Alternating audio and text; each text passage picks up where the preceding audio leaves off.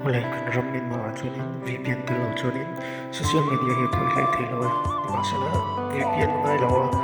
mate chunte ji mi telegram atama phone number ni kher lawa dola de biakta kan ena telegram ni pang ni chon i notification ngai don dia Facebook ang may ha telegram atama dola zonta profile kan siya telegram akan lu tama source kanin liu match and meet new friends di ansong ka AI ipanita inhan lu tama chon start kain tama AI na reply cho ka language to zo man thim to ka di chonin a reply dan to po ha where zin AI ni ni bi chang sang ha choni kong zat i profile shim ka aron zo chen ha kata ka chonin he hi chu ke ma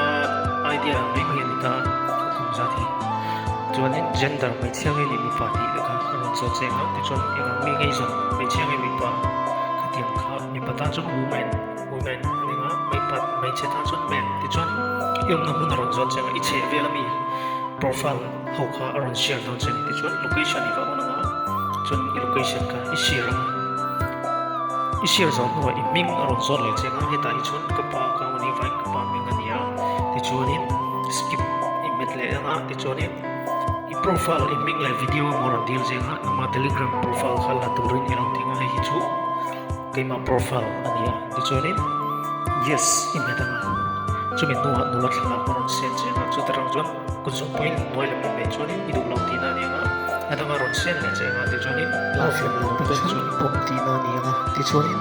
he mi bola love mailbox ni email chuanin atan gen message ni chero ti lo lang ma chu ta chuan kha chu i du thlang na ani to i du chuan i phik chun chum the chu telegram ha dola profile chu ta kon sim